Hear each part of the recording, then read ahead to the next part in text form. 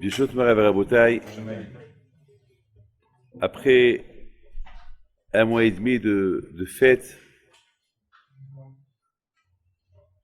et surtout lorsqu'on fait une bonne Simchat Torah, on se réjouit de la Torah Kedusha.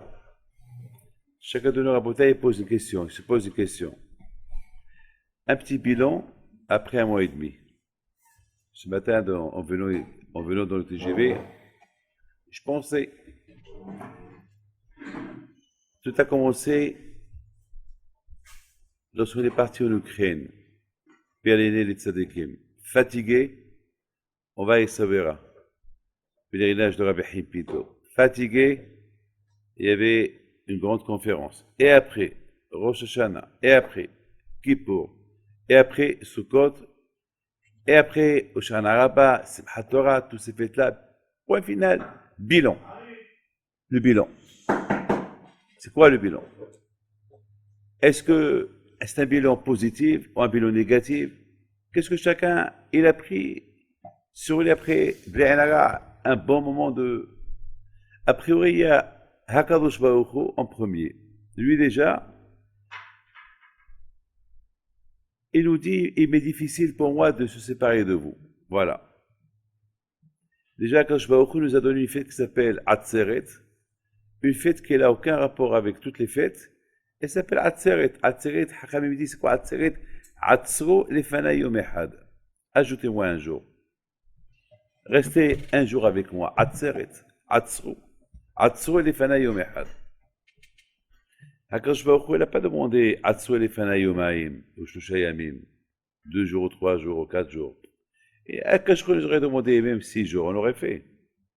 Hakadosh Baruch Hu a dit non. Atzro lefana yom echad. Et c'est là où est la question. Hakadosh Baruch Hu, il demande Kasha ale pridati mimchem. Il m'est difficile de me séparer de vous après un mois et demi de ensemble. Ah, maintenant, ajoutez-moi un jour. Atzou elefanaï. La question elle se pose. Pourquoi Hakadosh Baruch Hu, il a été très... Hakadosh Baruch Hu, il était là.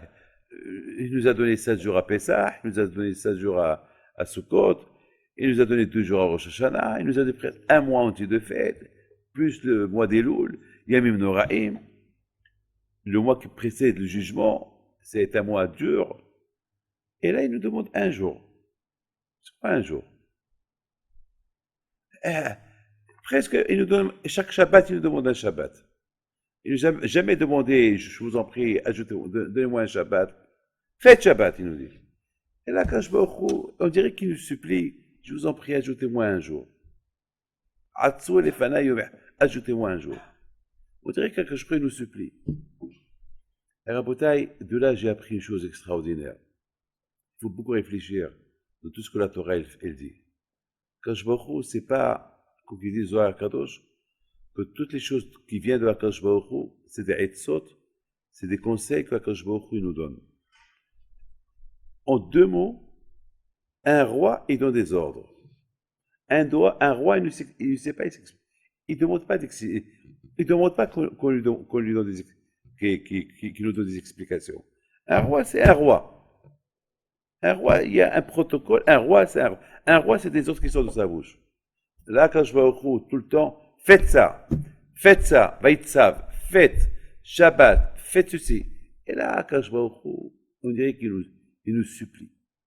Je vous en prie, Kasha, allez, pridati mimchem. À l'époque que cette fête s'appelle Shmini Hag Atzeret. Ça s'appelle même pas Hag Hasheminit. Ça veut dire que je crois dit le 8e, après fêtez-le. Alors qu'il aurait pu dire fête, il faut faire une fête. Non, ça marque, on dirait que je crois il fait, c'est pas une hoba, rishut. Si vous voulez. Mais Vadaï, c'est une hoba, c'est une mitzvah. Mais regardez comment la façon comment Akash Baruch il nous a donné cette mitzvah là de Atzeret comme une fête, mais comme il nous supplie de la faire. Et qu'est-ce qu'on apprend de là? On apprend de là un moussar haskel de Hakadosh Baruch Hu. Lo lechbid ala tzidur. Il ne faut pas trop donner sur le public. Il ne faut pas trop donner. Il faut pas un homme, il a un pouvoir, il ne faut pas qu'il qui s'impose. Et les faits, donne. Il faut qu'il soit intelligent. Ça veut dire que l'homme, il doit savoir que il peut toujours demander, mais à un moment donné, il ne faut pas qu'il exagère. Ça veut dire, il faut qu'il sait comment parler. Regardez la bataille, Kadosh Baruch Hu, il le comprend. Kadosh Baruch Hu, il voit après 1 mois et demi qu'on a été avec lui. Maintenant, c'est la fête de Sukkot, c'est la dernière. Ça y est. Sukkot, il faut, après, Sukkot, ça suffit. Ce matin, après Sukkot, Oshana, Kippour, Sukkot, ça y est, c'est, on aurait dû dire, bon, Hashem, maintenant, on va commencer. Et Akash Baruch Hu dit, Akash Baruch Hu, il nous a, Akash Baruch Hu d'un côté, il voit que, après 1 mois et demi avec lui, il lui est difficile de se séparer de nous. Nous dire au revoir, il lui est dur. S'imposer, nous dire faites une fête, il lui est dur. Qu'est-ce qu'il fait à Akash Baruch Hu? Il nous parle. Et si ça ne vous dérange pas, si vous voulez m'ajouter encore un jour, et les fanaïs. Et regarde avec quelle gentillesse il parle à Akash Baruch Hu. Kasha ala pridatimim. On dirait, il donne une excuse. Il donne un vrai. Alors que je vous ai dit que le roi, il s'impose. Un roi, il n'a pas le droit de dire et se justifier. Un roi, il donne un ordre, pam pam, il faut le faire. Et là, on voit quoi, il se justifie. Pourquoi je vous ajoute un jour? Pourquoi je vous demande de me donner encore une fête?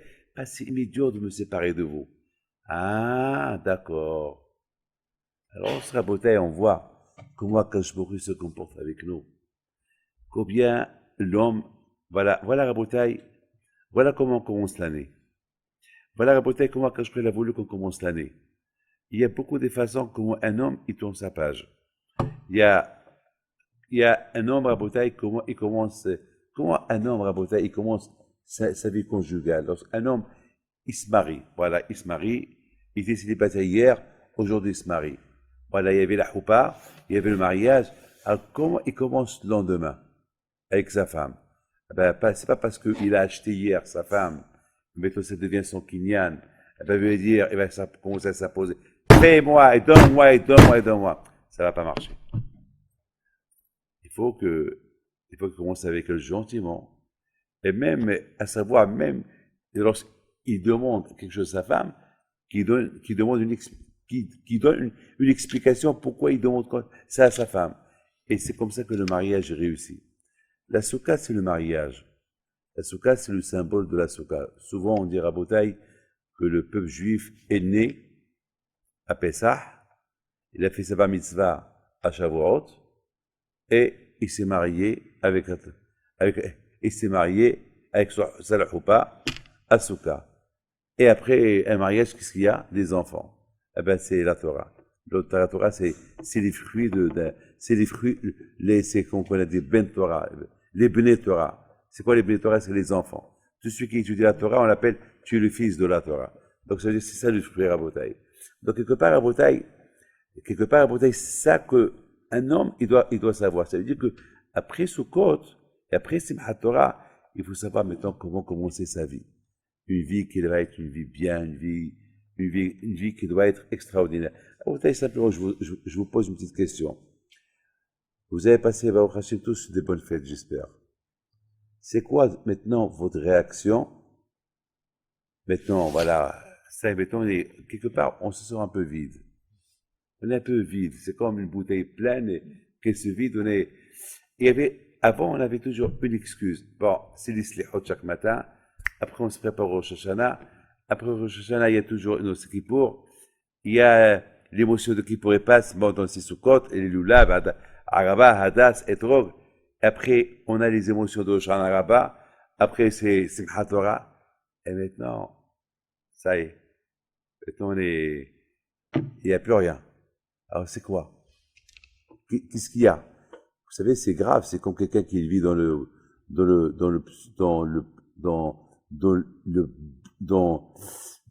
un beau temps, dans le soleil. Il vit dans une belle vie. Soudainement, il se trouve nulle part, pauvre. Il n'a plus rien. Ni père, ni mère.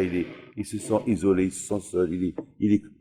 Alors, c'est quoi Rabotaï? Est-ce que c'est Akadosh Baruch Hu, c'est un message qui nous lance? C'est quoi? Qu'est-ce que, Hasbi Shalom, pour qu'on ne tombe pas dans le désespoir. Est-ce que ces faits ça, ils sont partis, ils ne sont pas partis? Et voilà, Rabotai, cette semaine, la semaine dernière, j'ai vu Rabbi Haïm Tzantz Alav Shalom, un grand tzaddik en Pologne. C'est le Tzantz Rebbe Alav Shalom. Il dit une phrase terrible. Et je l'ai beaucoup parlé de ça ces derniers temps. Il dit, finalement, après la fête de Simchat Torah, alors c'est quoi? Qu'est-ce qu'on est alors? Eh ben, il dit, on commence Bereshit, ou pas? Et c'est quoi Bereshit? Bereshit, c'est les mêmes lettres de Ba Tishri. Le mot Bereshit, c'est les mêmes lettres de Ba Tishri. Tishri est venu. Ça veut dire que, après Simchat Torah, on se commence à se préparer toute l'année pour le Tishri qui va venir. Ça veut dire que tout ce qu'on a fait, Rosh Hashanah, Kippour et Sukkot, ça c'était l'année dernière. Ça c'est le passé. Maintenant, lorsqu'on commence Bereshit, c'est maintenant, on se prépare pour les nouvelles fêtes qui vont venir. On se prépare pour Tishri qui va venir.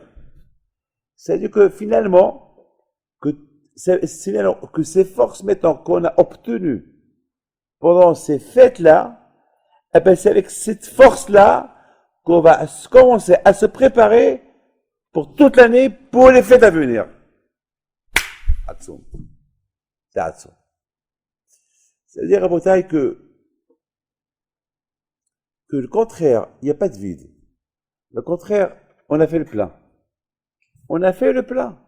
Betafkan, maintenant, on a fait le plein pour l'année prochaine. Écoutez très bien. Baruch Hashem, l'année précédente, on l'a passé, on l'a bien passé. Baruch Hashem, on est là. La preuve, on est là. Maintenant, cette année qu'elle vient, est-ce qu'on sait? Est-ce qu'on sait comment elle va être? On ne sait pas. Qui sait? Qui garantit? Rabotai, plein d'amis à moi que je connais, ils sont morts l'année dernière. Plein. Que j'ai vu l'année dernière, et pendant l'année, ils sont partis. Il y a des jeunes, des vieux, et de tout. Il y a aussi beaucoup de gens que je connais, qui étaient en bonne et parfaite santé. Aujourd'hui, celui-là, il a un cancer, celui-là, il lui a amputé ses mains et ses pieds, celui-là, il n'a rien, celui-là, il est aveugle, celui-là, il est paralysé, et tout. Ça veut dire à Boutaï que maintenant, on a la possibilité maintenant on ne sait pas. C'est ce que la Gemara, c'est ce que Pirkei Avot il dit. Shov yom echad lefi motra. Fais teshuva un jour avant ta mort. La Gemara pose une question. Est-ce qu'on sait? La Gemara pose une question. Est-ce qu'on sait? La Gemara dit, mais qui sait? Personne ne sait.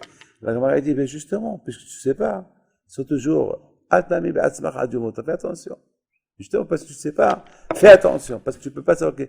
Ça veut dire, Rabotai, qu'on doit toujours être dans Tishrei. Et c'est quoi Tishrei? C'est Teshuvah. C'est Bereshit. Dans le mot Bereshit, il y a le mot Teshuvah. C'est-à-dire, il faut être maintenant, mais à partir de cette semaine, à partir de la parasha Bereshit, il faut que tu restes dans la Teshuvah, parce que tu ne peux pas savoir ce qui va t'arriver. Parce que ce qui est inscrit est inscrit. Tu ne sais pas ce qui va t'arriver, personne ne le sait. Aucun ne le sait. C'est secret total. Personne ne le sait. Sauf lorsqu'il y a des gezerot qui n'ont pas été inscrits. Il faut savoir une chose. Il y a deux sortes de gezerot. Il y a une gezera qui est inscrite sur l'homme à Rosh Hashanah, ou bien il y a une gezera qui peut être inscrite au milieu de l'année. Mamash, c'était pas inscrit à Rosh Hashanah, au milieu de l'année. Au milieu de l'année. Alors, sur les choses qui ont été inscrites à Rosh Hashanah, malheureusement, on ne peut rien faire. Mais sur les choses qui sont inscrites au milieu de l'année, on peut les annuler. Il y a d'ailleurs une histoire sur Rabbi Hippito Alav Shalom. C'est une histoire que nous avons ça de père en fils. Une fois, il y avait, je parle de Rabbi Hippito le Grand Alav Shalom, qui est décédé il y a 160 ans. Il y a 160 ans qu'il a quitté ce monde, et on raconte sur lui, son papa, qui est notre père Alav Shalom, qui nous l'a raconté, qu'une fois, Rabbi Hippito, soudainement, il se lève de la table, il sort dehors. Il voit un juif qui passe, il dit arrête. Demande tzedaka, vite. Ou tzedaka, c'était mavet. Elle dit, j'ai pas d'argent, j'ai déjà donné ce matin. Rabbi Hippito l'a insisté. Il n'a pas voulu, celui-là, il n'a pas voulu, je sais pas, pour des raisons, là, il n'a pas voulu. Donc finalement, il est parti. Rabbi Haim Pinto Alav Shalom, il dit à son shamash, va derrière lui, il va mourir, au moins tu lui fais Kriyat Shema, qu'il ne meure pas son Kriyat Shema. C'est ce qui s'est passé. Le shamash, il retourne, il dit à Rabbi Haim Pinto, ben, comment tu as vu ça? Même ça tu peux voir? Il dit non, justement, ça je peux pas le voir. Justement, c'était pas prévu que celui-là il devait mourir. Mais il a fait une abera ce matin, et pour cette abera, il a été condamné à mort. S'il aurait fait tzedaka, eh ben, la gzera aurait été annulée. Vous voyez, c'est que un gzerot qui sont, là, tu fais entrer quelqu'un. Il y a ce qu'on appelle mida keneged mida. Il y a beaucoup de fois, il y a des gzerot qui peuvent arriver sur place. Il y a une autre histoire sur Rabbi Haim Pinto, sur un qui s'appelle Rabbi Meir Pinto. Rabbi Haim Pinto, il appelle, il dit, écoute-moi, cette semaine, je veux pas que tu rentres dans la ville. Tu sors de la ville, tu restes là-bas. Je lui dis pourquoi? Il dit, parce que si tu restes là, tu vas mourir. Je lui dis, qu'est-ce qu'il faut faire? Il dit, tu quittes la ville. C'est ça que je lui dis de rentrer. Et chaque fois, il envoie quelqu'un, je rentre pas. Rabbi Haim Pinto dit, non, tu rentres pas. Parce que, il a dit, Malach, quelqu'un différent. Il a dit, parce que le Malach Hamavet, son ordre est de te prendre à Issawera. Puisque tu n'es pas Issawera, il ne peut pas te prendre. Et malheureusement, il ne voulait pas attendre, il est rentré, dès qu'il est rentré, il est mort. Ouais, Rabotai, et c'est des choses que, ça fait peur. Mais c'est ça, Rabotai, baticherie. C'est quoi le mot baticherie? C'est-à-dire, un homme, il doit avoir, pendant toute l'année, se préparer et sentir que pendant toute l'année, c'est qu'il est comme s'il est pendant le mois de Tishrei. Et qu'est-ce qu'il y a pendant le mois de Tishrei? Là, pendant le mois de Tishrei, c'est le mois de quoi? Du din. Il y a, c'est le mois du jugement. C'est-à-dire que, sachez une chose, que le jugement, j'ai vu ça dans les livres de Kabbalah, et d'après ce que dit Rabbi Hamid, ça, on comprend, que chaque soir, lorsque vous allez, on va dormir, on est jugé. C'est pas comme qu'on croit qu'on est jugé une fois par an. C'est pas vrai, hein. Chaque jour, on est jugé sur tous les ma'asim, ce qu'on a fait pendant la journée. La différence, c'est que les ma'asim qu'on a fait pendant toute la journée, et qu'on est jugé la nuit, le lendemain, avec une bonne fila, avec une bonne tzedaka, une bonne teshuva, tu l'annules. Tu annules. Ça part. Ça part. Mais le din qu'il y a à Rosh Hashanah, il est impressionnant. Ça peut être, il faut une grande teshuva, il faut beaucoup, beaucoup de travail. Donc, accompagner la bataille, il ne faut pas se sentir Hassushalom vide après les fêtes. Mais qu'après les fêtes, après les fêtes maintenant, qu'on va commencer, on a 6 mois devant nous, c'est peut-être qu'à maintenant, que chacun de nous, il doit se renforcer dans l'étude de la Torah, il doit se renforcer avec ces forces-là qu'il a obtenues pendant les Yamim Noraïm pour pouvoir affronter toute l'année et se préparer de maintenant au prochain Yamim Noraïm. La bataille, il y a une différence entre quelqu'un qui se prépare à voir le roi, que quelqu'un, il rentre soudainement comme je suis le roi pour le voir. C'est pas quelqu'un qui se prépare, donc il prépare ces deux mondes. Et ceux qui se préparent pas à quoi demander, il va rentrer, et le roi il va dire, qu'est-ce que tu veux? Il va être affolé, il va commencer à bégayer, il va commencer à bégayer. À la fin, il va dire, bon, le roi il va dire, bon, tu n'as rien à me dire, tu peux sortir. Et lorsqu'il sort, oh là là, pourquoi j'ai pas demandé ça? Pourquoi j'ai pas demandé ça? Pourquoi j'ai pas demandé ça? Pourquoi j'ai pas demandé ça? Après, il va commencer à avoir des remords. Comment? J'étais devant le roi et je lui ai rien demandé. Ah, j'ai perdu une opportunité. J'étais devant lui, j'aurais pu lui donner 1000 choses et j'ai rien demandé. Ben, justement, la beauté. Bereshit, c'est bâticherie. Ça veut dire que maintenant, on a cette opportunité de préparer tout le demande à Kadosh Baruch Hu. Que lorsque Be'ez Hashem, les Yamim Noraïm qui vont venir, Be'ez Hashem l'année prochaine, la fin de Tashsah, Be'ez Hashem, la fin de cette année qu'on vient de commencer, on sera prêt. Qu'est-ce qu'on va demander à Kadosh Baruch Hu? Vous savez, voilà, de ça, on a pris deux choses. Dans ce qu'on a parlé maintenant, on a pris deux choses. La première chose, comment Kadosh Baruch Hu vient vers nous? Il est extraordinaire, Kadosh Baruch Hu. Ou le qui s'impose, il ne s'impose pas. Et se dire, je me suis déjà imposé pendant longtemps. Maintenant, je leur demande comme s'ils veulent. Regarde la façon comment il a parlé. Mais c'est un ordre, mais un tsav extraordinaire, bien, pas camouflé, pas couvert, mais d'une manière de nous dire, voilà, il ne faut pas trop s'imposer. Il faut savoir comment demander les choses sans trop s'imposer pour que les choses soient acceptées. Ça, c'est la première chose. Deuxième chose, à Botaï, le bénéfice qu'on a pendant ces fêtes précédentes, ces fêtes précédentes qu'on a passées, c'est eux qui nous donnent le courage et la force pour pouvoir se préparer pour la fête à venir et pour pouvoir mieux se préparer de notre teshuva et comment être devant Kadosh Baruch Hu lorsque le moment va venir. Et je termine avec cette phrase-là. Et c'est ça, c'est beau ce que je veux vous dire. Lorsqu'après au Shana Araba, qu'on a passé ici à Sarset, avec ce monde fou qui était là-bas, tous ces jeunes assoiffés de la Torah, et qu'ils étaient là-bas pendant 2 ans en train d'écouter, et on voyait sur leur visage, Bémet, la façon que Bémet, ils veulent se préparer vers Hashem, à Batishria, l'année qui va venir. J'ai commencé à réfléchir. Alors, c'est une question que je vais vous poser. Est-ce que la fête de Shmini Hag Atzeret, c'est une fête individuelle ou c'est une fête qui est liée avec la fête de Sukkot? Alors, vous allez me dire non. Vous allez me dire non. La fête de Sukkot, c'est écrit dans la Torah, Bas Sukkot Yishvu Shivat Yamim. Or, Shmini Hag Atzeret, en Israël, personne ne rentre dans la Souka. Nous, ici en France, en France, à cause du Safek, on rentre dans la Souka, mais on ne fait pas la bracha. On s'assoit sans bracha. Mais en Israël, ils ont déjà terminé. En Israël, là-bas en Israël, ils ont 7 jours de Sukkot, ça y est. Et le 8e jour, c'est Shmini Hag Atzeret, c'est une autre fête. Alors, Rabotai, je vous pose une question. Si la fête de Shmini Hag Atzeret, elle n'a aucun rapport avec la fête de Sukkot, alors pourquoi on l'appelle Shmini? Parce que c'est quoi Shmini? C'est le 8e. Et lorsqu'on dit 8, c'est après le 7. Et qu'est-ce qu'on était jusqu'à maintenant? Dans la Sukkot. Alors maintenant, ce Shmini-là, c'est un peu en plus. La Torah, elle aurait dû appeler cette fête-là Hag HaAtzeret.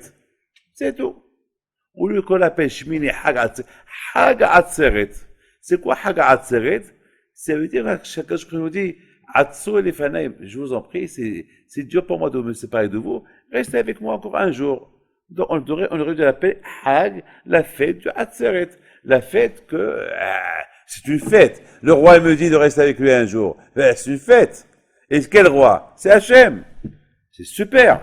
Quand je pourrais me dire, reste avec... Attends, Rabotai, je vous dis quelque chose. Imaginez-vous quelqu'un qui reçoit une invitation à l'Abdi de Sarkozy, à l'Élysée.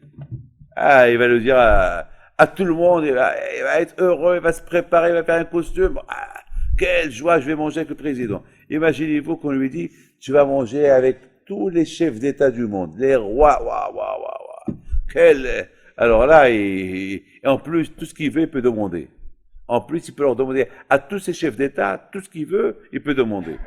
Imaginez-vous la joie qu'il va avoir. Donc, quand je vais au coup, il aurait dû appeler cette fête-là Shmini Hag HaAtzeret. Parce qu'on va être avec Akadosh Baruch Hu. Et là, on peut demander à quelque chose qu'on veut, parce qu'on va être debout avec lui. Parce que Hachem me dit, reste avec moi. Le fait que Hachem, il dit, reste avec moi, c'est-à-dire que je peux lui demander ce que je veux. Parce que c'est pas moi qui lui ai dit, je veux rester avec toi. C'est lui qui m'a dit, reste avec moi. En plus, c'est Hachem qui m'a dit. Jusqu'à maintenant, il l'a pas dit. Jusqu'à maintenant, il dit, il finit Hachem, Titaharu, à Kippur, on est devant Akadosh Baruch Hu. Est-ce que lui, il est là? On ne sait pas. Est-ce qu'on est capable, est-ce qu'on est il était très à côté de lui? On ne sait pas. Mais on a que, oui. Mais à Hag HaAtzeret, c'est sûr. Parce que je nous demande, reste avec moi, ajoute-moi un chat. C'est-à-dire que c'est sûr et certain qu'on va être devant lui. Là, on peut lui demander n'importe quoi. Alors, pourquoi cette fête-là s'appelle Shmini? On a presque une Hava Amina, presque une tendance de croire que la fête de Shmini, elle a un lien avec la fête de Sukkot. Or, elle n'a aucun lien. La fête de Sukkot, c'est Sukkot. Cette fête, c'est une fête. Alors, c'est quoi Bayom Hashmini? Vous savez, Rabotai, Pesach, c'est le 15 Nissan. Tishri, Rosh Hashanah, c'est le 1er Tishri. Kippour, c'est quand? Le 10 Tishri. Sukkot, c'est quand? Le 15 Tishri. Et Hag HaAtzeret, je crois, 7 jours plus tard, c'est quand? C'est le 23, Memashi Ukazé. 23. Donc, la Torah aurait dû dire, au Bayom Esim Veshalosh, la Chodesh, au le 22, le Meshané. Et pourquoi la Torah l'appelle Shmini? Pourquoi la Torah l'appelle selon le mois? Comme Pesach, c'est le 15 Nissan, Kippour, c'est le 10 Tishri, et Rosh Hashanah, c'est le 1er Tishri, Sukkot, c'est quand? Le 15 Tishri, et Hag HaAtzeret, c'est le 22 ou 23 Tishri. Pourquoi? C'est la rabotaille. Je vous pose une question. Est-ce que le loulav, on le prend jusqu'à quand? Jusqu'à Shana Araba. Le 7e jour après Blebes. On prend le loulav, on le garde. Ashmeni Hagat Seret, on touche plus le loulav. Ça y est, c'est mokt, ça y est, c'est le loulav, c'est plus. Donc ça prouve que quoi? Que la fête de Hatzeret, elle a aucun lien avec Sukkot. Parce que Souka, sans loulav, Souka ve loulav, bien sûr au Maroc on chantait Souka ve loulav. La Souka sans le loulav, c'est pas une Souka, c'est la Souka, elle est accompagnée avec le loulav, l'Araba, le Hadas et le Etrog. Mais Toshmini Hagat Hatzeret, ça n'a aucun rapport. Écoutez bien. Pendant 7 jours, on invite Abraham, on invite Yitzhak, on invite Yaakov, c'est nous qu'on invite. Moshe, on invite Aaron, on invite qui encore? Yosef, Pinhas, et le dernier jour on invite David. Chaque jour on invite, et lorsqu'ils viennent, tous les tzadikim viennent avec eux. Quand je vois il nous dit, jusqu'à maintenant, c'est vous que vous avez invité les Havot. C'est vous qui m'avez invité. Alors maintenant, Akash nous dit, le jour de Shmini Hagat Seret, vous êtes mes invités. Le Shmini, c'est nous. Ça veut dire que Sukkot, c'est fini. Mais maintenant, lorsque Akash voit combien on s'est investi pendant toutes ces fêtes-là, la fête de Souka, alors qu'Akash qu'est-ce qu'il fait? Il ajoute 8. Ça veut dire qu'Akash nous dit, cette fête-là, ça n'a aucun lien avec Souka. Mais cette fête-là, c'est votre fête. Atsu les Fanaï. Bayom Hashmi, ça veut dire, vous êtes mes jouspiziers, vous êtes mes invités. Si jusqu'à maintenant, nous, on a invité les Havot, maintenant, nous, on est les invités de Akadosh Baruch Hu. Et lorsqu'on est les invités de Akadosh Baruch Hu, on est en même temps les invités de qui? De Abraham, de Yitzhak, de Yaakov, de Moshe, de Aaron. Maintenant, c'est comme les rabbins, les Havdil, les chefs d'État, qui se rendent des visites. Un, il vient visiter Allah, et après, il lui rend la visite. Pendant 7 jours, c'est eux qui nous visitent. D'accord? Et le 8e jour, c'est eux qui nous invitent. Et lorsqu'on est invité chez eux, avec quoi on est invité chez eux? Avec des promesses. Simchat Torah. Parce que Rabotai, c'est pas de la rigolade à Kadosh Baruch Hu. Kadosh Baruch Hu, il n'invite pas quelqu'un qui se moque de lui. Kadosh Baruch Hu, il invite que ceux qui l'aiment. Kadosh Baruch Hu nous fait une grande kavod, il nous invite. Kadosh Baruch Hu dit, pendant 7 jours, vous avez fait la souka, vous m'avez invité, vous étiez sous, c'est la Mehmenota, vous étiez sous ma coupole, sous ma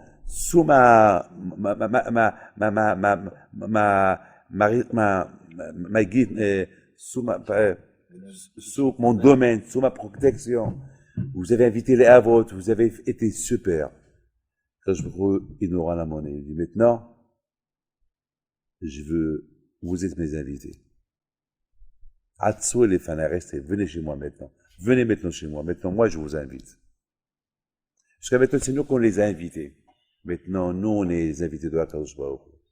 Vous imaginez à Botaï, lorsqu'on est les invités de Akadosh Baruch Hu, il faut qu'on ait le zéchout. C'est pas chacun à Botaï qui a cette carte d'invitation. C'est une carte d'invitation qu'on reçoit de Akadosh Baruch Hu, à Shmini Hagat Seret. Shmini, c'est nous. Après ce laps de temps, on devient Kedushim, on devient Mima'ala Mispar, on devient le 8e. On monte de grade, comme une flèche. Vous avez vu, Rabotaï, comment l'avion il monte? Rabotaï, beaucoup de fois, lorsque je vois comment l'avion il monte, tu vois, Rabotaï, c'est pas, elle monte comme ça. Elle monte d'une façon extraordinaire, elle monte d'une façon. Et elle monte progressivement, elle monte. Après, elle atteint des altitudes, je sais pas quoi. Mais les fusées, ils montent tout droit. Ils montent tout droit. Rabotai, les Abdil, c'est comme ça que je vois des tzadikim. Les tzadikim, c'est des fusées. Les tzadikim, ils montent tout droit. Ils ont une connexion avec Akadosh Baruch Hu extraordinaire. Eux, ils montent tout droit. Nous, Rabotai, on a besoin progressivement. On monte doucement, doucement. Les Abdil, doucement, doucement. Soit qu'on atteint un, on atteint un degré, un niveau. Et après, on monte encore progressivement, et ainsi de suite. Et encore, on monte. Vous savez, Concorde. Beaucoup de fois, alors, avant, je prenais Concorde pour voyager. Après une heure et quart, on sentait comme ça. On sentait que l'avion, Concorde, il passait le mur du son. Et le pilote, il nous avertissait. Il nous disait, maintenant, on a atteint le mur du son, et on sentait plus. On sentait comme le cœur qui se levait un peu, parce que l'avion, maintenant, il monte, parce que, en général, les avions, après 12 000 mètres d'altitude, c'est le top. Mais Concorde, il pouvait monter jusqu'à 20 000 mètres d'altitude. C'est-à-dire, il pouvait encore monter jusqu'à 20 kilomètres. Alors, pour monter 20 kilomètres, c'est le mur du son. Ça veut dire, on sentait notre force de l'avion. Les Abdil, j'apprends ça pour l'homme aussi. L'homme qui passe le mur du son. L'homme aussi. L'homme, c'est pareil. L'homme, pendant ces fêtes-là, il monte progressivement, et à un moment donné, il monte, il remonte. Badaï, le tzaddik, les Abdil, non, le tzaddik, il monte directement. À Copain Rabotai, c'est ça la fête du Tishrei. C'est ça la fête du Tishrei. On t'aimait la fête du Tishrei avec la fête du Shmini Hagat Seret, qui est extraordinaire, qu'on est les invités de Akadosh Baruch Hu, je termine. On veut rester toujours ses invités. C'est ça la suite. Ça veut dire, Rabotai, Bat Tishrei, ça veut dire, gardons cette invitation, cette carte d'invitation à Akadosh Baruch Hu, de Shmini Hagat Seret, on doit la garder pendant toute l'année. Faut pas la perdre. Comme beaucoup des gens au Maroc, ils ont ce qu'on appelle la carte blanche. Lorsqu'ils veulent rentrer au Palais Royal, ils ont une carte mamache blanche avec un tampon royal. Ils présentent cette carte-là là où ils sont, dans la voiture. Ils peuvent même faire du 200 km à l'heure. La police, elle arrête. Ils montrent cette carte. Vite, la police, elle se met au garde à vous. Je me rappelle, il y a quelques années, je ne sais pas si mes enfants se rappellent ou pas, il y a un ami qui m'a prêté une Mercedes du Palais Royal, et c'était moi qui conduisais au Maroc. Et là où je passais, tout le monde s'arrêtait parce qu'il y avait l'immatriculation royale sur la Mercedes, une belle. Et là où je passais, même si je brûle le feu rouge. Là, pourquoi? Au contraire, ils ont même pas le droit de m'arrêter. Parce que c'est une voiture royale, c'est une matriculation royale, et je passais, je faisais ce que je voulais. Ah ben, la bouteille, c'est ça ce qu'on te met, c'était avec une voiture, à un moment donné, j'étais obligé de la rendre, une fois que je l'ai rendue, ça avait, je suis devenu un homme normal comme tout le monde. La bouteille, tant qu'on a cette carte blanche de Shmini Hagat Seret, on a cette carte blanche pour toute l'année. Voilà, que je vous protège, mes